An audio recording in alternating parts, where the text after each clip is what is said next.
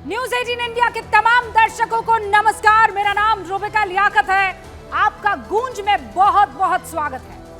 देखिए 2024 के आम चुनावों के नतीजे आए 41 दिन बीत चुके हैं। आप में से बहुत लोगों ने चर्चा की होगी कि वो 400 पार वाला जो बीजेपी का नारा था उसको झटका कहां से लगा, क्योंकि अगर 400 पार वाला नारा सही में आंकड़ों में उतरना था तो दो बड़े राज्य थे जहां से सीटें आनी थी, और वो दो बड़े राज्य कौन से थे? एक तो उत्तर प्रदेश और दूसरा पश्चिम बंगाल। उत्तर प्रदेश सबसे बड़ा झटका बीजेपी के लिए लेकर आया, क्योंकि पश्चिम बंगाल में उसकी सरकार नहीं थी, अभी अभी शुरुआत हुई थी, वोट बैंक इतना तगड़ा नहीं था। उत्तर प्रदेश में तो कहा जा रहा था योगी आदित्यनाथ, वो डबल इंजन अगर कहीं बहुत मजबूती से चल रही थी तो वो तो ये वाला राज्य था ना। फिर यहां ऐसा झटका लगा कि मामला पूरा पलट गया। सरकार बनी, लेकिन उस तैश से नहीं और उस दावे से नहीं कि 400 पार होकर जाए। इस अभियान को तगड़ा झटका उत्तर प्रदेश से लगा कि 400 पार जाएंगे। लेकिन सवाल यह है कि वजह क्या थी? ऐसा क्या हुआ? किसने किसके वोट को तोड़ा? किसने किसके ईगो को चोट पहुंचाई? इस पर अब तक खूब सारे आर्टिकल लिखे गए, खूब सारी मंथन और चिंतन भी हुए हैं, एनालिसिस भी हुआ है। लेकिन अगर कुछ नहीं सुनाई पड़ रहा था तो वो पार्टी के अंदर से आ रही आवाज नहीं सुनाई पड़ रही थी, और अब वो हो गया है। और इसीलिए आज ये चर्चा करना बहुत जरूरी है कि उत्तर प्रदेश में हुआ तो क्या हुआ और अब आगे क्या होता हुआ नजर आ रहा है। सबसे पहले मैं चाहती हूं कि आप इस बयान को सुनिए, क्योंकि कार्य समिति की उत्तर प्रदेश में बैठक हुई, बीजेपी कार्य समिति। प्रदेश के मुख्यमंत्री योगी आदित्यनाथ ने नतीजों की वजह क्या बताई आपको पता है? ओवर कॉन्फिडेंस, अति आत्मविश्वास। आप खुद सुन लीजिए। तो विश्वास में कि हम तो जीत ही रहे हैं, तो स्वाभाविक रूप से वहां पर कहीं ना कहीं हमें खामियाजा भी भुगतना पड़ता है, और वह अति आत्मविश्वास कहीं ना कहीं हम लोगों को जहां चोट पहुंचाने में, उस विश्वास पर खरा उतरने में, उन अपेक्षाओं पर खरा उतरने में, जहां कहीं ना कहीं उस विश्वास पर कहीं ना कहीं चोट पहुंची।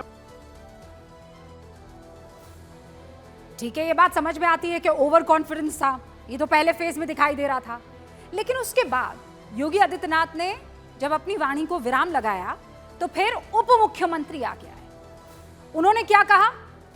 उन्होंने कहा, यूपी के उप मुख्यमंत्री केशव प्रसाद मौर्य, उन्होंने कहा सरकार से बड़ा संगठन है, ये सबको मान लेना चाहिए।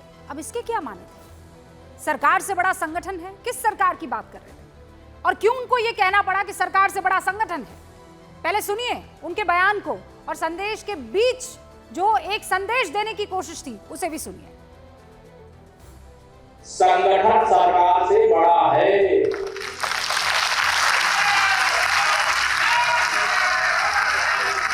संगठन से बड़ा कोई नहीं होता है।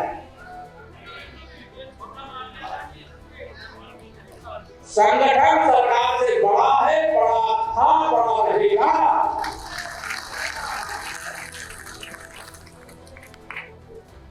अब क्या मतलब है इसका? यही तो जानना होगा। संगठन सरकार से बड़ा है, क्यों कहा उन्होंने ऐसा? कुल मिलाकर कार्य समिति में खुलकर अपनी कमजोर नब्ज जो उत्तर प्रदेश में थी वो सामने आई और नेताओं की तरफ से बता दी गई। लेकिन क्या अभी और मंथन की जरूरत है? क्योंकि बीजेपी के पास अब वक्त नहीं है। अगले कुछ महीनों में प्रदेश में 10 सीटों पर उपचुनाव होने हैं। उपचुनाव के नतीजों से सरकार की सेहत पर आप कह सकते हैं कि क्या खास फर्क पड़ता है? कोई फर्क नहीं पड़ता है। हाँ ठीक है, फर्क नहीं पड़ता है, लेकिन हार जीत से संगठन पर जरूर असर पड़ता है। इसीलिए कार्य समिति की बैठक में हार की कुछ और वजह और आगे की रणनीति पर सीएम योगी आदित्यनाथ ने खुलकर अपनी बात रखी। उन्होंने साफ कहा कि विपक्ष भ्रम फैलाने में सफल रहा, हार की सबसे बड़ी वजह यही रही। एक बार फिर सुनिए वो क्यों कह रहे हैं विपक्ष जिम्मेदार है। सब लोग स्मार्टफोन पर अपने अपने ग्रुप के साथ काम भी करते हैं, एक दूसरे को मैसेज भी भेजते हैं, एक दूसरे की को शुभेच्छा भी देते हैं। लेकिन क्या कारण था? कि जो षड्यंत्र हो रहे थे, जिस षड्यंत्र की आशंका दिखाई दे रही थी, उस षड्यंत्र को करने में वे विदेशी ताकतें और विरोधी सभी सफल हो गए। क्या कारण था? हम लोगों को इसके बारे में जागरूक होना पड़ेगा। पर अब पछताए हो क्या जब चिड़िया चुग गई खेत? क्योंकि आंकड़े तो इस बात की तस्दीक कर रहे हैं। सीएसडीएस के आंकड़ों के मुताबिक बीजेपी को 2024 में सबसे ज्यादा नुकसान कहां हुआ? गैर जाटव दलित वोटों का सबसे बड़ा नुकसान हुआ है। आपको हम जरा आंकड़ों के जरिए बताना चाहते हैं, लेकिन यहां पर बड़ी स्क्रीन पर वो आंकड़ा है, उससे पहले ये नुकसान देख सकते हैं आप। भारतीय जनता पार्टी को, एनडीए को 29% 2024 में वोट पड़े हैं और इंडिया गठबंधन को गैर जाटव दलित वोट जो है वो 56% मिले। देख रहे हैं आप, 2019 में बीजेपी को 48% गैर जाटव वोट और दलित वोट मिले थे, यानी 19% गैर जाटव दलित वोट बीजेपी के पाले से निकल गए। कोयरी और जो कुर्मी जाति है उसके वोट भी एनडीए से बड़ी तादाद में खिसक गए। 2019 में एनडीए को 80% कोयरी और कुर्मी जाति का वोट मिला था और 2024 में घटकर कितना हो गया? ये 19% का नुकसान, 61% कोयरी और कुर्मी जाति के वोट नहीं मिले। यानी यहां भी एनडीए को करीब नुकसान जो है वो इतना हुआ कि खेला बदल गया। 2019 में एनडीए को अन्य पिछड़े वर्ग का 72% वोट हासिल हुआ था, जबकि 2024 में यह घटकर कितना हो गया? 59%। नुकसान कितना हुआ? 13% का।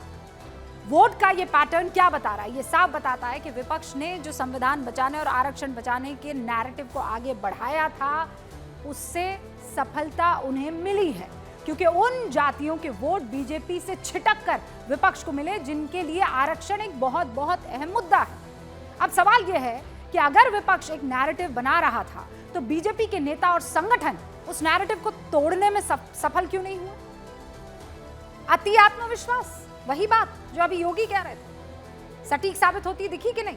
क्योंकि न सिर्फ नैरेटिव बनाने में बल्कि अपने वोटरों को पोलिंग बूथ पर लाने में भी बीजेपी के कार्यकर्ता पीछे दिखे। उत्तर प्रदेश में 2019 में यूपी की 80 सीटों पर 59.21% मतदान हुआ था। कितना हुआ था? 59.21% मतदान 2019 में हुआ था। मैं उत्तर प्रदेश की बात कर रही हूं। जबकि साल 2024 में क्या हुआ? ये घटकर 59.21 घटकर कितना हो गया? ये हो गया 57.10%। सीधे 2.11% वोट का नुकसान 2019 के मुकाबले कम पड़े। सियासी पंडित कई बार इस बात की तरफ इशारा करते रहे हैं कि बीजेपी के कार्यकर्ता वोटरों को पोलिंग बूथ तक पहुंचाने में 100% सफल नहीं हो पाए हैं, जबकि बीजेपी बूथ मैनेजमेंट में सबसे आगे रहती है ना, वो पन्ना प्रमुख वाला मामला। इसीलिए उत्तर प्रदेश बीजेपी कार्य समिति की बैठक में बीजेपी के राष्ट्रीय अध्यक्ष और केंद्रीय स्वास्थ्य मंत्री जेपी नड्डा ने भी कार्यकर्ताओं और नेताओं को ये कहा कि आत्मविश्वास के साथ साथ आत्मचिंतन करना भी जरूरी है। सुनिए। कि हम सब लोगों को अपने आत्मविश्वास हमेशा अपने साथ रखना चाहिए और आत्मविश्वास के साथ साथ आत्मचिंतन भी लगातार। कोई बाहर वाला हमको नहीं बताता, हमें खुद मालूम है हमें क्या करना है। इसलिए हमारा विश्वास भी न डगमगाए और हमारी चिंतन की प्रक्रिया भी लगातार चलती रहे, इसका हमको ध्यान रखना है। और इसीलिए आज महत्वपूर्ण है कि कुछ सवाल आपके जहन में जो उठ रहे हैं उनका जवाब खोजा जाए।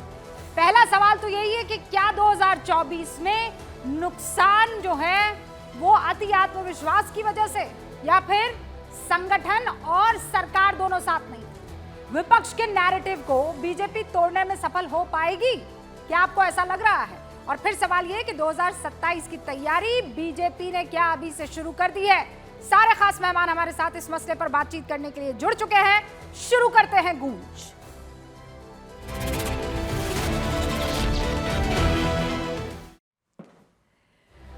और इस वक्त जो खास मेहमान हमारे साथ जुड़े हैं उनसे आपका तारुफ करवा देना चाहती हूँ। हमारे साथ कोई और नहीं, उत्तर प्रदेश की राजनीति को बारीकी से समझने वाले शलभ मणि त्रिपाठी जुड़ चुके हैं। भारतीय जनता पार्टी के राष्ट्रीय प्रवक्ता हैं। शलभ जी, आपका बहुत बहुत स्वागत है। अनुराग भदौरिया वो भी उत्तर प्रदेश की राजनीति में काफी एक्टिव है। समाजवादी पार्टी के राष्ट्रीय प्रवक्ता हमारे साथ जुड़ चुके हैं। हमारे साथ रोहित अग्रवाल जी, उनकी जमीन भी यही, आरएलडी से राष्ट्रीय प्रवक्ता जुड़ चुके हैं।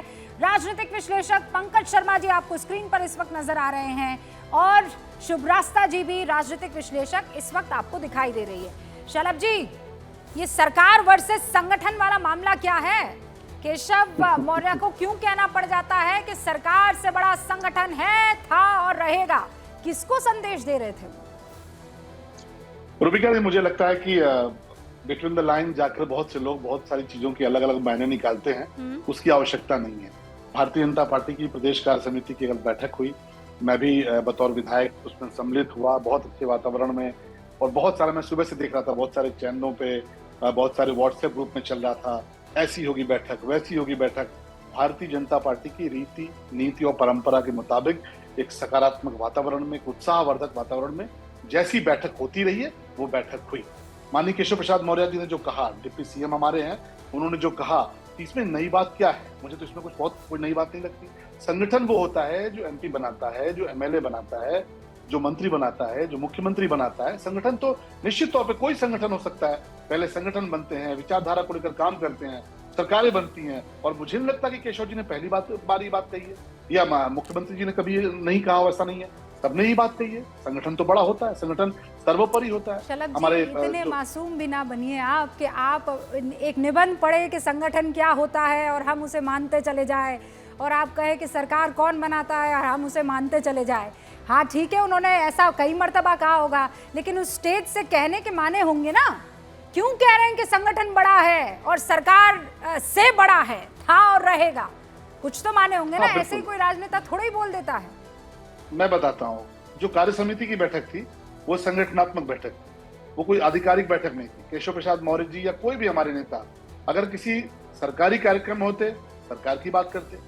ये संगठनात्मक कार्यक्रम था, पार्टी का कार्यक्रम था, संगठन के लोग थे, जिलाध्यक्ष आए हुए थे, हाँ। हमारे जो चेयरमैन है वो आए हुए थे, क्षेत्रीय अध्यक्ष आए हुए थे।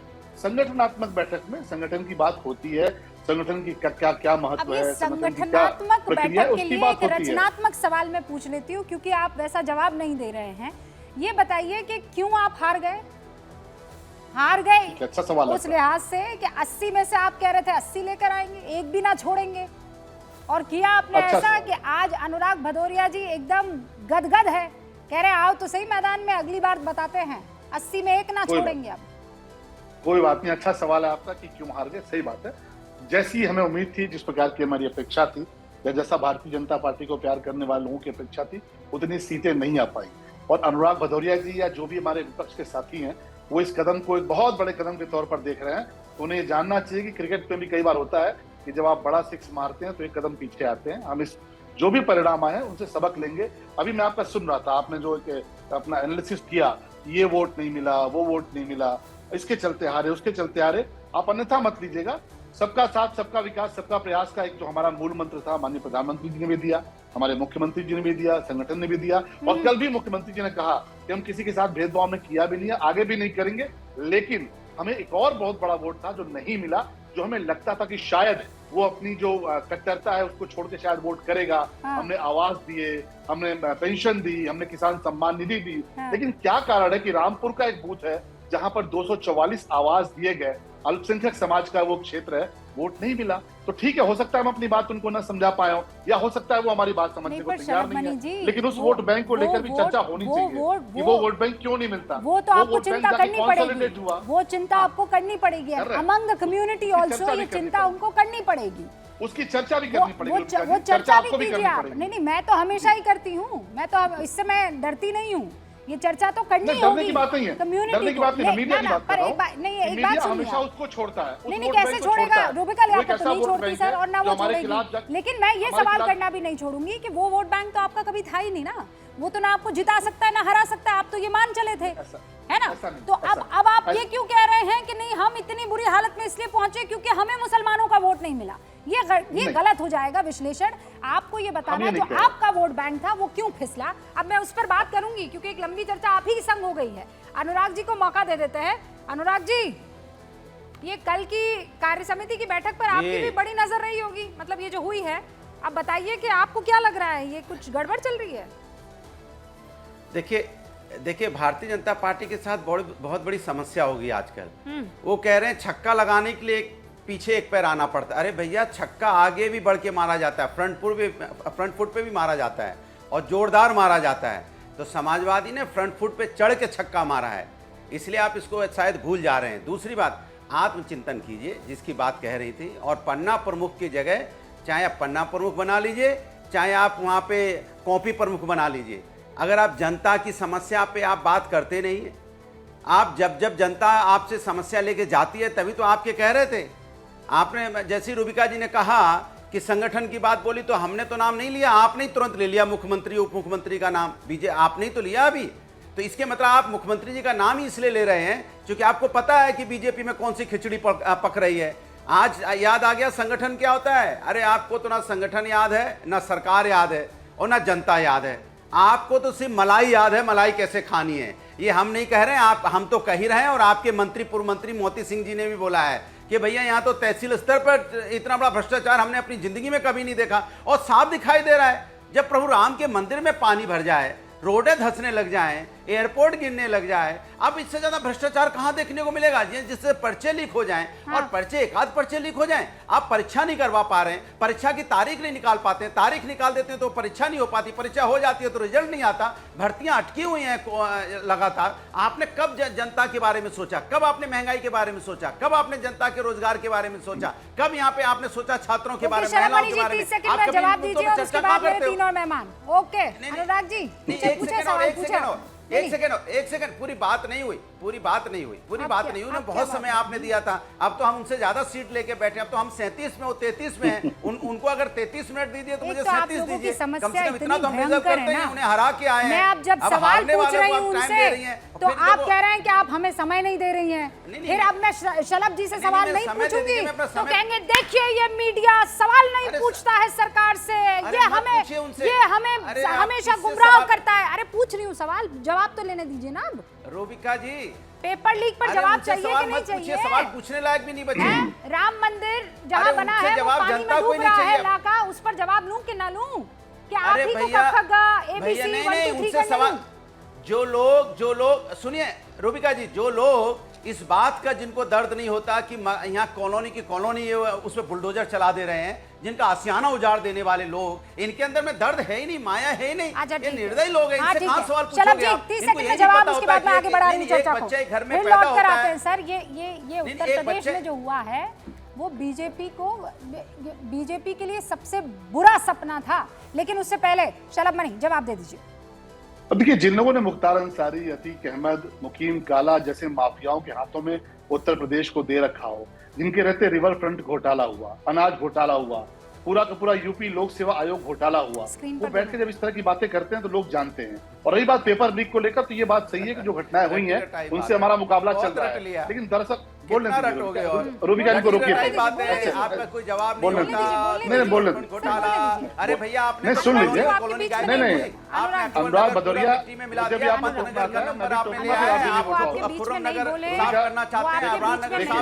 पट्टी खुलती है घर पे आप बुलडोजर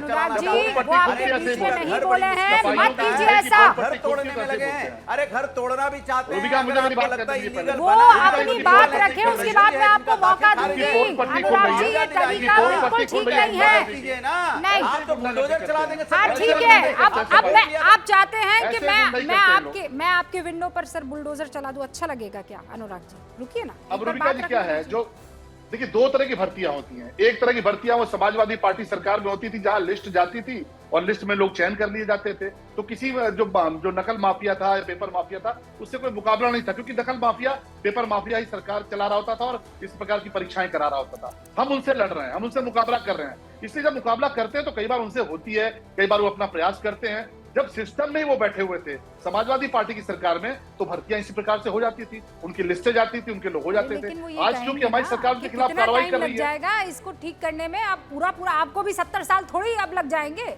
आपने कहा था कि हम फटाफट चीजें करेंगे, तो फटाफट कीजिए ना। फिर वही समस्याएं आ रही है तो फिर कैसे आप पर यकीन किया जाएगा? वो तो फिर आरोप आप पर गड़ेंगे ही और आपके ऊपर उंगलियां उठेंगी। अब मैं आपसे और जवाब लूं, उससे पहले मेरे तीन और मेहमान हैं।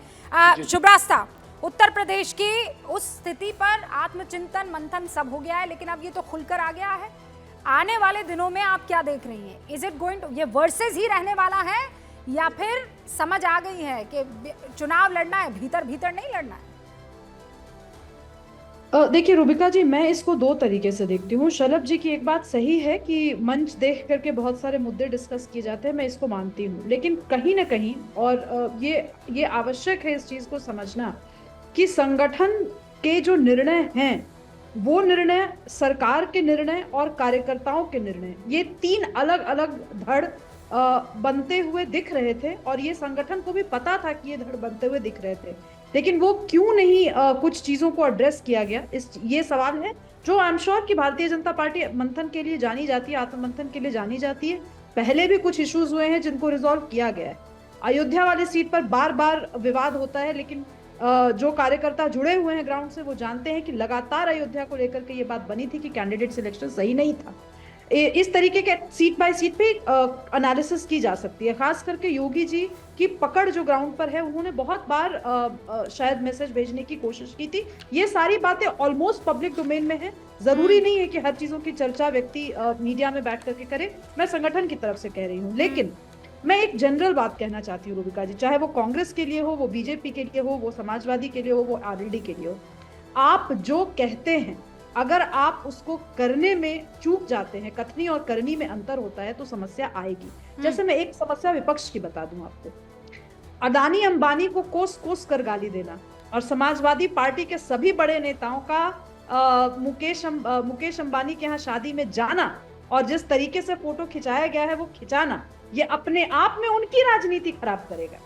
क्योंकि मुझे नहीं लगता कि भारतीय जनता पार्टी ने कभी कहा हो कि हम कॉर्पोरेट्स के खिलाफ हैं, लेकिन ये लोग खड़े होकर के कहते हैं। हाँ। मेरे कहने का अर्थ ये है कि आप संगठन पे चर्चा कर लीजिए, विचारधारा पे चर्चा कर लीजिए या किसी भी मुद्दे पर चर्चा कर लीजिए।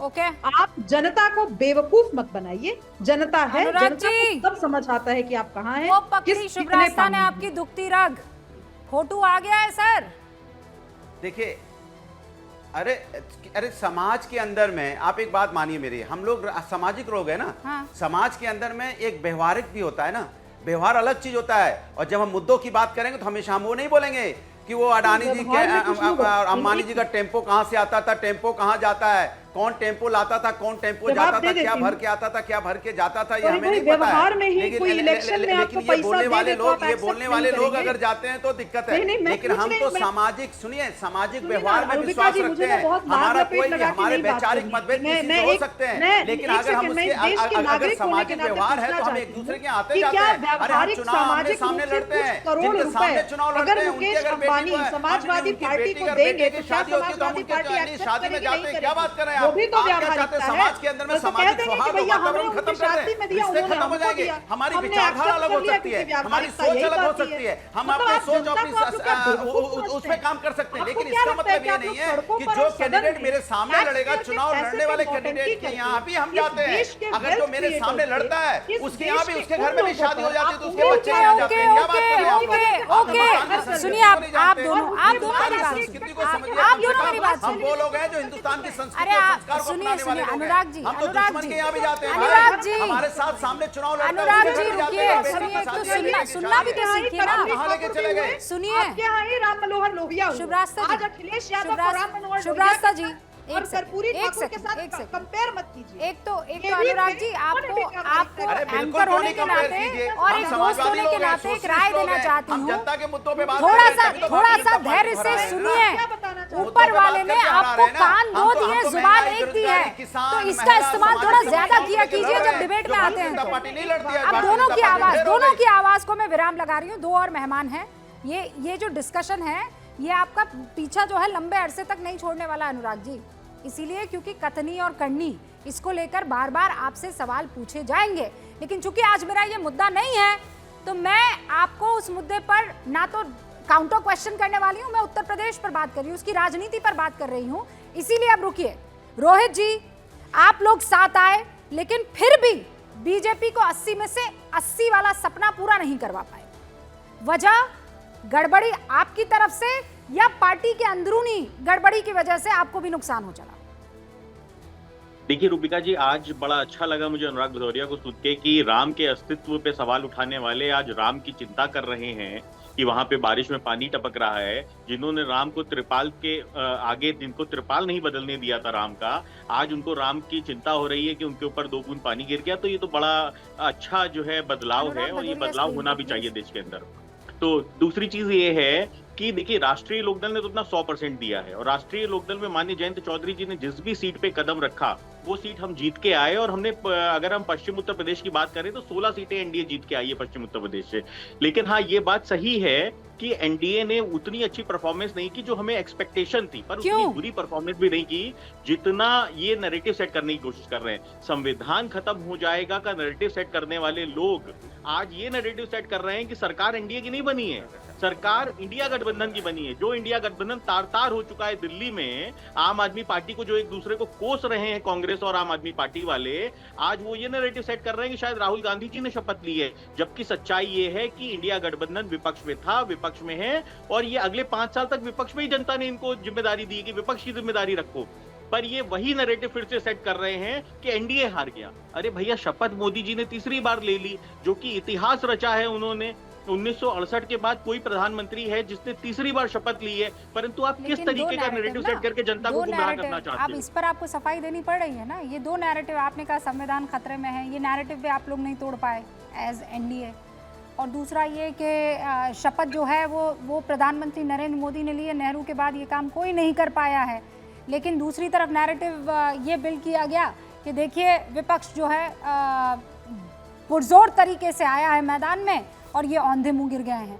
नैरेटिव बिल्डिंग वहाँ सफल हो गई ना पंकज जी, लेकिन ये दोनों फैक्चुअली गलत है अगर ये नैरेटिव बिल्डिंग हुई है। ये आरोप लग रहे हैं कांग्रेस पर। रोहित जी 1 सेकंड बस। पंकज जी, नहीं, विपक्ष ने जो नैरेटिव गढ़ने की कोशिश की, मैं ये भी नहीं कहूँगा कि गढ़ने की कोशिश की, वो एक तथ्य था, तो वो इन चुनावों में उसके नतीजे सामने आए। अब आज जो भारतीय जनता पार्टी की उत्तर प्रदेश की कार्यकारिणी में जिस तरह की बातें हुई, जो कुछ योगी जी ने कहा, जो कुछ केशव प्रसाद मौर्य जी ने कहा, जो कुछ जगत प्रकाश नड्डा जी ने कहा, उनसे 4 बातें एकदम साफ हो गई हैं।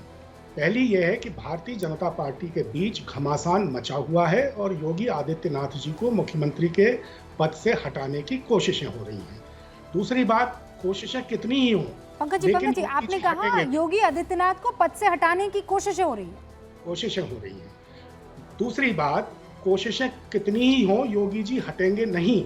अच्छा। तीसरी बात, विधानसभा की 10 सीटों पर उपचुनाव होना है और उनमें से एक पर भी जीतना भारतीय जनता पार्टी या उसके सहयोगी दलों के लिए मुश्किल दिखाई देने लगा है। हाँ। और चौथी बात यह है कि 2.5 साल बाद जब फरवरी 2027 में उत्तर प्रदेश की विधानसभा के चुनाव होंगे, तो भारतीय जनता पार्टी को सरकार बनाने के लिए जरूरी जो 202 सीटें हैं वो मिलना अब से नामुमकिन सा लगने लगा है। 4 बातें साफ बात हो गए हैं 4 बातें भारतीय जनता पार्टी की कार्यकारिणी की। ओके, लेकिन उसमें सबसे बड़ी और महत्वपूर्ण बात, शलभमणि त्रिपाठी जी, योगी आदित्यनाथ को कुर्सी से हटाने के प्रयास हो रहे हैं। कौन कर रहा है ये प्रयास? अब जो बोल रहे हैं, मुझे लगता है कि वही या उनके जो शुभचिंतक होंगे प्रयास कर रहे होंगे। ये तो जो लोग हैं जिनको लगता है कि वो कुछ चंद सीटें जीत गए हैं, जैसे हमारे रोहित जी ने कहा ना, अभी भी उनको ये बात समझ में नहीं आ रही कि आज भी भारतीय जनता पार्टी की सरकार है, आज भी मोदी जी प्रधानमंत्री हैं, रिकॉर्ड टूटा है, रिकॉर्ड की बराबरी हुई है, नरेंद्र मोदी जी ने तीसरी बार शपथ ली है। अब इसके बावजूद अगर आप जश्न मना रहे हैं तो आपकी मर्जी हो सकती है कि आप सब मिलकर भी अकेले भारतीय जनता पार्टी के बराबर सीटें नहीं ला पाए। कांग्रेस जैसी पार्टी जो इतनी पुरानी पार्टी है, दूसरों के भरोसे दूसरों के कंधों पर लड़े, तब भी 99 का आंकड़ा पार नहीं कर पाए। और लगातार अब तक कांग्रेस जितनी चुनाव लड़ती आई है, आप उठाकर देखिए 2014 से, वो सारी सीटें मिलाकर भी बोलने दीजिए महोदय, आप तो थोड़ा सीजन व्यक्ति लग रहे हैं। नहीं, फिर 3 चीजें हो गई ना, भदौरिया मत बनिए। नहीं, फिर 3 चीजें हो गई ना। शलभ जी 1 सेकंड, मैं चाहती हूँ उन सवालों पर, वो देखिए 3 हो गया अब तो। पहला ये कि संविधान को आप लोग खत्म कर देंगे, नेस्त नाबूद कर देंगे, वो नैरेटिव चल निकला, इसलिए गैर जाटव यादव वोट आपसे छूटा। दूसरा क्या कि आप लोग बुरी तरह से ध्वस्त हो गए, हार गए हैं, विपक्ष जो है वो विनर साबित हुआ। ये नैरेटिव फैक्चुअल नहीं है, फिर भी आपको सफाई देनी पड़ी। 1 सेकंड। और तीसरा अब ये आ गया है कि योगी आदित्यनाथ से खुश नहीं है और इसीलिए उनको कुर्सी से हटाया जा सकता है। एक और नैरेटिव आ गया है, कैसे ध्वस्त करेंगे इसको? और ये नैरेटिव, अगर ये नैरेटिव बिल्डिंग सक्सेसफुली चल रही है तो आप लोग क्यों सोए हुए हैं? इतने पैनलिस्ट बैठे हैं और आप बहुत विद्वान पत्रकार हैं, मैं आप ही से शुरू करता हूं। देश का प्रधानमंत्री आज 2024 के चुनाव के बाद कौन है, जरा आप मुझे बता दीजिए। अनुराग भदौरिया जी सपना देखते हुए किसी और को बोल सकते हैं, पर जो भी स्वच्छ बात बोलेगा वो ये बोलेगा नरेंद्र मोदी जी हैं। और सब मिलकर भी अकेले भारतीय जनता पार्टी के बराबर मुकाबला नहीं कर सके, ये किसको नहीं पता है। सारे के सारे दल मिला के पूरा का पूरा इंडी गठबंधन अगर आप जोड़ लीजिए तो भी अकेले बीजेपी के बराबर। अरे बोलने दिए साहब, आप क्यों बीच में बेचैन हो रहा है? मैं समझ नहीं पा रहा आप क्यों बेचैन हो रहा है। रोबिका जी को रोकिए भाई, रोबिका जी को रोकिए जरा। चुनावों के जो नतीजे हैं उनका प्रदेश से विधानसभा है, मिलकर भी ये चुनाव है बराबर कि नहीं लड़ पाए। भारतीय जनता पार्टी पूरा मिलकर भी अकेले भारतीय जनता पार्टी का अभी मुकाबला खतरे नहीं में कर पड़ पाया। गए हैं। अब आप इन लोकसभा चुनाव की जो नतीजे विधानसभा वार देखें, 134 विधायक अभी खतरे में पड़ गए हैं। अगर आज चुनाव हो जाए तो इसका मतलब ये है कि भारतीय जनता पार्टी को 100 नहीं तो इसी मसले पर आ जाते ना। पंकज जी तो आपको चैलेंज कर रहे हैं, आप शलभ जी को बोलने दीजिएगा। पंकज जी कह रहे हैं 33 सांसदों में से 20 हार गए चुनाव के मैदान में जो उतरे थे भारतीय जनता पार्टी के। शलभ जी वो कह रहे हैं आज की तारीख में चुनाव हो जाए तो गड़बड़ी हो जाएगी।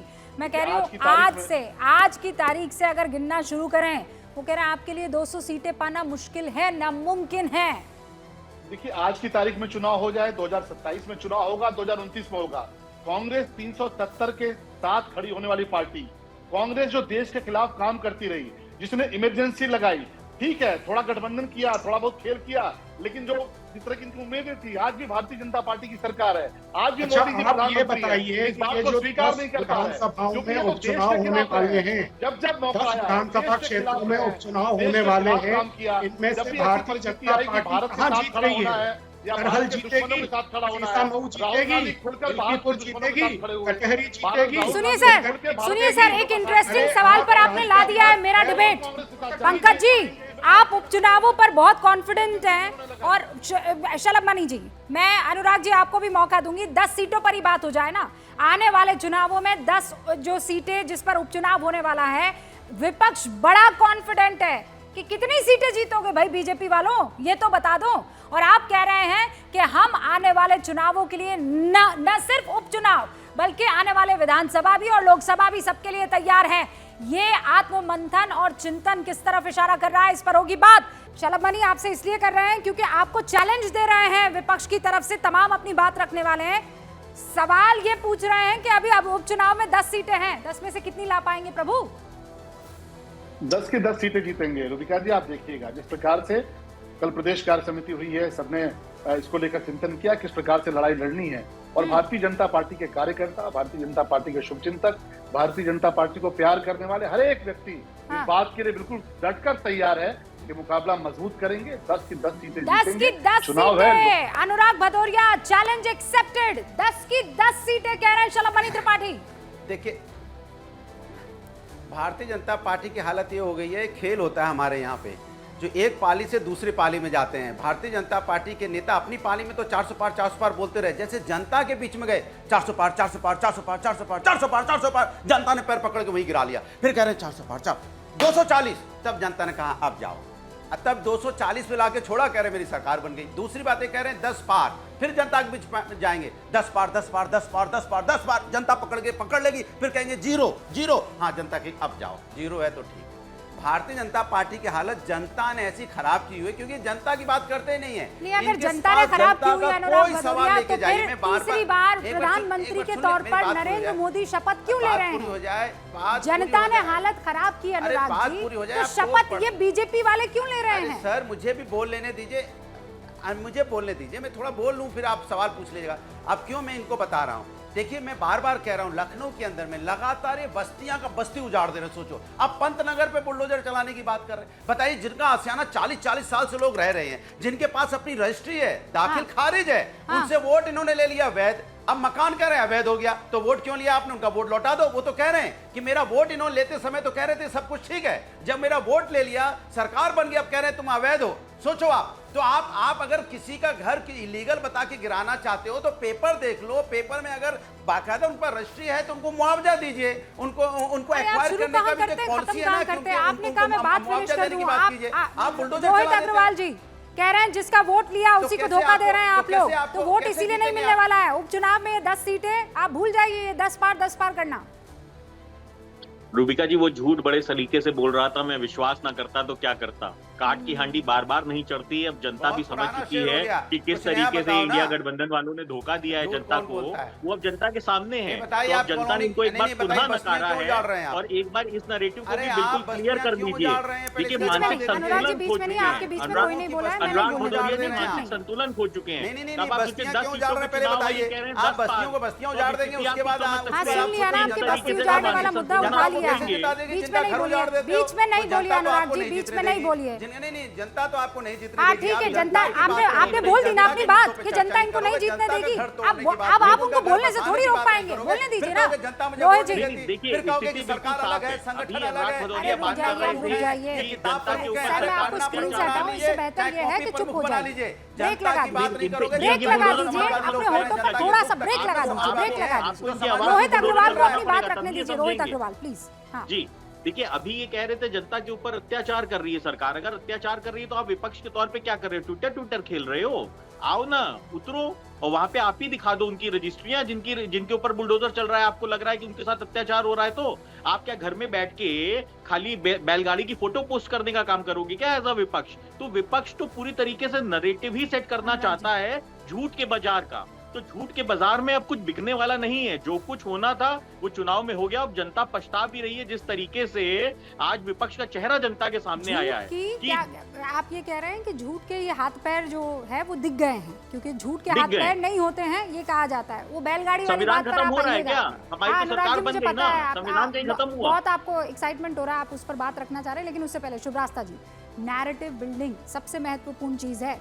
रोहित कह रहे हैं कि इस बार अब जनता इनको माफ नहीं करेगी। ये समझ में आ गया कौन झूठ बोलता है कौन सच्चा। लेकिन the fact of the matter is madam कि अगर कोई ये कह रहा है कि संविधान को ये लोग खत्म कर देंगे और उस पर विश्वास किया जा रहा है और आप उसको नहीं काट पा रहे हैं, तो फिर खामी किसमें? तो मैं तो ये डंके की चोट पर कह रही हूँ कि भारतीय जनता पार्टी का कम्युनिकेशन बहुत कमजोर रहा है। इतने इस खास करके इस चुनाव में और इसके पहले चुनाव के कुछ साल पहले का अगर हम नैरेटिव देखें तो बहुत कमजोर रहा है। पार्टी प्रवक्ताओं के अलावा एक जो प्रॉपर सरकार की कम्युनिकेशन होनी चाहिए, किसी भी पॉलिसी इशू पे अगर कंट्रोवर्सी होती है तो एक सम्यक कम्युनिकेशन नहीं है उनके पास। पार्टी के प्रवक्ताओं में भी कैटेगराइजेशन नहीं है कि इकोनॉमिक इश्यूज पे आप किनसे बात कर सकते हैं, जेंडर इश्यूज पे आप किनसे बात कर सकते हैं, आप कोर पॉलिटिकल इश्यूज पे किन पे बात कर सकते हैं, आइडियोलॉजिकल इश्यूज पे किन से बात कर सकते हैं। ये कैटेगराइजेशन नहीं है और ये वजह है जिसकी वजह से हमेशा ऑपोजिशन नैरेटिव वॉर में ऊपर रहती है। आप विक्टिम खेल सकते हैं, कह सकते हैं ग्लोबल माफिया, लेफ्टिस्ट और ये वो, but at the end of the day आप नहीं अपनी बात जनता को समझा पाए या कन्विंस नहीं कर पाए। ये कम्युनिकेशन फेलियर है। लेकिन जनता को मैं मूर्ख क्यों नहीं समझती हूँ रूबिका जी, जैसा कि ऑपोजिशन समझती है? इसलिए क्योंकि जो मैं सवाल पूछी सब तिलमिला करके अनुराग जी इधर उधर की बात करने लगे, उसी तरीके से मैं 2-3 बातें कह सकती हूँ। संविधान अगर खतरे में होता, फिर शुरू हो गया अनुराग भदौरिया। अनुराग जी रुकिए, आप मुझे प्रॉमिस कीजिए आप मुझे 1 मिनट के लिए मौका देंगे, इनका फेडर डाउन रहेगा। अनुराग जी रुकिए, जनता की सेवा मैं बिना ये अश्योरेंस लिए मैं नहीं बोलूंगी, क्योंकि मुझे ऐसे बात करना नहीं। भारतीय जनता पार्टी के लिए जो जनता को अनुराग जी रुक जाइए, मैं आपको बार बार अल्टीमेटम नहीं दे सकती हूँ सर, मैं बार बार अल्टीमेटम नहीं दे सकती हूँ। मैं चाहती हूँ आप यहाँ डिबेट में लगातार बने रहे। पंकज जी भी तो सुन रहे हैं ना, पंकज जी भी तो सुन रहे हैं ना, फिर अपनी बात पे बोल रहे हैं। अरे जनता मूर्ख नहीं है, ये मैं आपको भी बता देना चाहती हूँ। मूर्ख बनाने की बात कर रहे हैं कि जनता मूर्ख नहीं है, वो सुनना चाहती है। आप अपनी बात लॉजिकल वे में रखिए और उसको काउंटर करने का मौका दीजिए। प्लीज शुभरास्ता ऑन स्क्रीन पर, मैं टाइम वेस्ट नहीं करूंगी प्लीज। मैं आपको मौका दूंगी लेकिन अभी बोलने का मौका नहीं। शुभरास्ता जी कुछ भी कहिए। ओके शुभरास्ता जी। नहीं, जनता मूर्ख नहीं है, क्योंकि इसी संविधान, जिस संविधान की आप दुहाई देते थे, उसी संविधान ने भारतीय जनता पार्टी को आप ही की भाषा में कहूं तो 240 में समेटा। लेकिन फिर भी चूंकि देश में संविधान है, आपकी सरकार नहीं बनी है, तो ये जो बॉडी लैंग्वेज आप सड़कों पर और संसद में जो गुंडाई वाला कर रहे हैं कि सरकार हमने बना ली, सरकार आपने नहीं बनाई है। जनता ने चेतावनी दी है सत्ता पक्ष को कि you get your house in order, लेकिन विपक्ष को सरकार बनाने का मौका नहीं दिया। ये छोटी सी बात स्थूल बुद्धि वालों के मन में क्यों नहीं घुस रही? और जहां तक बात आती है व्यावहारिकता की रूबिका जी, तो मैं एक वाक्य जरूर जोड़ूंगी आज जननायक कर्पूरी ठाकुर जी एक बार सीएम पद पे होते हुए किसी गांव में गए जहां शादी थी और शादी में नाई की रस्म हो नहीं पा रही थी, जिस वजह से बहुत देर तक इश्यूज चल रहे थे। उसी शादी में व्यावहारिक तौर पर जननायक कर्पूरी ठाकुर बतौर सीएम नहीं, बतौर सामाजिक व्यक्ति गए हुए थे। उन्होंने कहा कि आप रोकिए, क्या प्रॉब्लम है, उनको बताया गया कि ये इशू है, उन्होंने मंगवाया उस्तुरा, वहां पे जो काम करना था वो किया और शादी आगे बढ़ी। व्यावहारिकता इसको कहते हैं। व्यावहारिकता इसको नहीं कहते कि आप जिस कॉर्पोरेट को पानी पी पी कर कोस रहे हैं उन्हीं के यहाँ जाकर के आप लेट गए, इसको लेटना ही कहेंगे। क्योंकि मुझे याद है लालू यादव और अखिलेश यादव और उनके पुरखों का स्टेटमेंट। सुनिए, चुप रहिए। आप लोग यहाँ मनमोहन लोहिया नहीं है, आप जॉर्ज फर्नांडिस नहीं है, तो आपको इसीलिए मैं उन कैसे लीडर्स के समझा सकता कैटेगरी में हूँ? अपने आप को खड़ा मत कीजिए संस्कृति और अनुराग संस्कार में भदौरिया। फर्क होता है। आपके हमारी पूरे संस्कृति- इंडी गठबंधन में किसी एक नेता की औकात, मैं औकात शब्द कह रही हूँ, जॉर्ज फर्नांडिस की नहीं है। इसीलिए आप लोग समाजवाद के नाम पे इस जनता को मूर्ख बनाना बंद कीजिए। जनता खूब समझती है कि आपका समाजवाद, जो व्यक्ति आपको आज कॉर्पोरेट खड़ा होकर के चंदा देने के लिए तैयार हो जाए, आप चरण चुंबकों की तरह वहां पर लेट शिवराज साहब, आपने बात रखी। अब अनुराग भदौरिया पर, अब अनुराग भदौरिया पर जो आपने जो आरोप लगाया उसका जवाब, अनुराग भदौरिया जवाब दीजिए। हम चुनाव आमने सामने लड़ सकते हैं, हमारे वैचारिक मतभेद हो सकते हैं, लेकिन सुख और दुख में हम शामिल होते हैं। यही हमारा सामाजिक शिष्टाचार है। जो आपके समझ में नहीं आता है तो हम नहीं समझा सकते आपको। फिर आपकी सोच पे मुझे तरस आता है, फिर आपकी सोच पे मुझे तरस आता है कि सामाजिक शिष्टाचार आप नहीं समझते। कम से कम सामाजिक शिष्टाचार समझिए। बोले नहीं उनको, आप सामाजिक शिष्टाचार नहीं समझ रहे, इसलिए अग्रेसिव हो रहा हूं, दर्द हो रहा है कि कैसे कैसे व्यक्ति हैं आप जो आपको सामाजिक शिष्टाचार नहीं मालूम है। आप कह रहे हैं किसी के यहाँ क्यों गए? अरे हम तो हमारे सामने जो बराबरी पे चुनाव लड़ता है, जो चुनाव हरा भी देता है, अगर उसके घर में शादी ब्याह फंक्शन है तो उसके यहाँ भी जाते हैं। शायद आप भूल गए हैं, आपको नहीं समझ में आएगी ये बात कि हिंदुस्तान की संस्कृति क्या है। लेकिन देश की जनता इसको समझेगी कैसे? आप ये कह रहे हैं कि हम जी भर भर कर पानी पी पी कर पंकज जी गाली तो दे सकते हैं, लेकिन उसके बाद हम उनसे देखिए, सुनिए, बार बार ये कहा जाता है कि मतभेद हो सकते हैं, मनभेद नहीं होने चाहिए। यहाँ तक तो मुझे भी समझ में आता है, लेकिन हो ये कि अनुराग जी मैं आपको दे गाली पर गाली दूं, दे आप पर आरोप लगाऊं पंकज जी, हाँ आपको सबसे खतरनाक आदमी घोषित कर दूं, आपको सबसे करप्ट आदमी घोषित कर दूं, और फिर आपके घर में माशाल्लाह कुछ बढ़िया सा फंक्शन हो और चमचमाती साड़ी पहनकर आपके घर पहुंच जाऊं। ये कहां तक सही है, बताइए। विपक्ष के जो लोग इस विवाह में गए अगर न जाते तो बेहतर होता, क्योंकि इस विवाह को लेकर जिस तरह की बातें पूरे देश में चल रही हैं और जिस तरह से ये विवाह हुआ, अभी हम निजी मामला है, इस पर कोई टिप्पणी नहीं करनी चाहिए, लेकिन सिद्धांततः मैं ये कहना चाहता हूँ कि अगर विपक्ष के नेता इस विवाह को में जाने से अपने को बचा लेते तो बेहतर होता। लेकिन इससे ज़्यादा बड़ी बात यह है कि भारतीय जनता पार्टी में इस बीच जो चल रहा है उसको आप इससे ढांक नहीं सकते। आप बताइए, जो जौनपुर के बदलापुर के विधायक हैं रमेश चंद्र मिश्रा, उन्होंने क्या कहा? उन्होंने कहा कि भारतीय जनता पार्टी की उत्तर प्रदेश में बहुत खराब है और वो 2027 का चुनाव नहीं जीतेगी। बीजेपी के एमएलए ने कहा। मोती सिंह जी ने क्या कहा? उन्होंने अभी परसों प्रतापगढ़ में कहा कि 42 साल में ऐसा भ्रष्टाचार मैंने देखा नहीं। वो भारतीय जनता पार्टी की सरकार में मंत्री रहे और कह रहे हैं पंकज जी, ये भी गजब की विडंबना है कि आप बीजेपी पर ओवरऑल विश्वास ना करें, लेकिन बीजेपी के एक साहब आकर कुछ कह रहे हैं तो आपको एकदम आंख मूंद कर भरोसा हो गया कि वो जो कह रहे हैं वो सही बात है?